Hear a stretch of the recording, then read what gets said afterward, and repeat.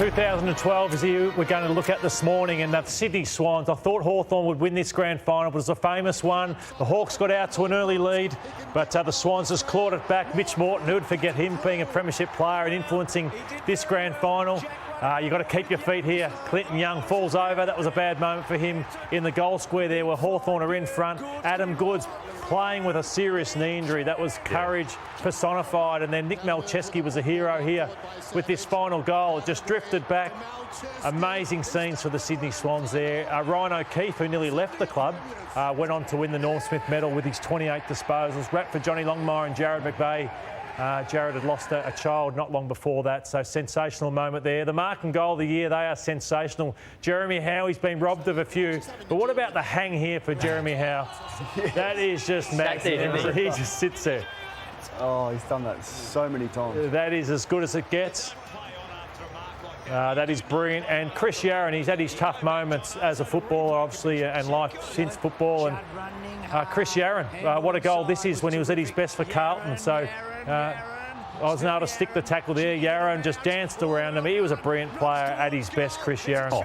And goal of the year in 2012. Well, 2012 was also the year that we saw Jobe Watson crowned as the Brownlow medalist. He won it with 30 votes in what was an outstanding season for him. But, of course, history will show 4 years later he was robbed of the Brownlow medal because of the supplement saga. And I don't care what you say, Damo. I was watching him on the footy last night, and I still look at him as a Brownlow medalist. Yeah, it's fine, but I have a different view, TJ. I mean, he was suspended under the world governing body of the professional sports code, and I don't see how you could possibly reinstate the medal as a result of that. Well, OK, he might not technically be a Brownlow medalist, but I'll always refer to him as a Brownlow medalist. And until something is proven 110%, then he shouldn't have given it back. You can't give it back on what was found to have happened at that. Anyway, let's move on. Yeah, we had a new team, TJ. The Giants came in, so let's take a look at them, led by Kevin Sheedy. There's their mascot. They had a lot of senior players go up there, Dean Brogan and Luke Park, and my brother went up there and others, and that's them there. And it was a start of something, wasn't it? There's Izzy Folau as well. They had their first win of this season. That win came against the Gold Coast Suns, and they were always admirable from the start with a whole heap of 18-year-olds. Here is that win that we're talking about there. Great scenes. And then we also went up there as a Port Adelaide side in round 19 of that year, and they got a hold of us, which led to the sacking of Matthew Primus the following day, which was a disastrous period for Port Adelaide Footy Club. But new team, the Giants, not going that well now, but have had some good moments in their history so far.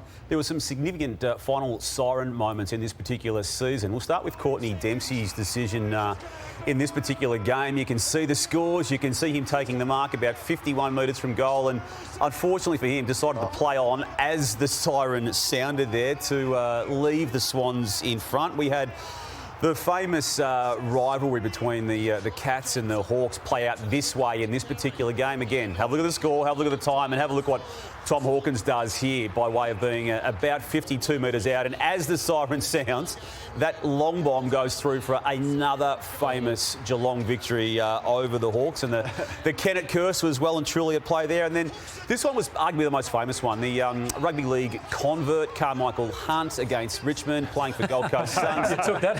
taking the time and the composure to do this. And it's still one of the all-time great Gold Coast Suns moments. It was good, and on the Hawthorn theme, they were so good that year. The best performance of the season came with Buddy Franklin down in Tasmania. 13 goals he kicked in this game, so I don't think anybody's got near that 13 mark for a long, long time, and I don't think they ever will for a long time. And the commentary from Hutto this day was outrageously good. He just nailed every moment that Buddy had. As good as Lee Montagna last week. Just as good as Lee Montagna last week, but well done. You know, here it is. Oh, hang on. Here it is. Must not be over yet. 5 seconds to go. Let it bounce. 13. Well done to Hutto. He's still the best, isn't he? He's very good. Like, with all due respect to our other friends, Hutto is certainly the best commentator going around. Hey, we were talking before about Joel Selwood. Sorry to digress, Llordo, about whether he'll be a legend in time to come. I don't think there's any doubt about Buddy, is there? I got no doubt. No doubt at all. And quite soon too, I would think. Yes. Yep. 2012 was also the year Gary Ablett equalled the most disposals ever in a game. So 53 he got at this day. They got belted by Collingwood in the end, but he equalled Diesel Williams, which is still the record, 53 disposals. He had 31 kicks and 22 handballs on this day against the Magpies. So I think when we talk about Joel Selwood, I think Ablett's a better player than Selwood. He won't have a legacy maybe like Joel Selwood had, but I think one of the greatest players to ever play the game from a brilliance perspective, Gary Ablett Jr. If you're talking about legends again, I mean, there's no reason that name won't be in there. He's a certainty. His dad. Yeah.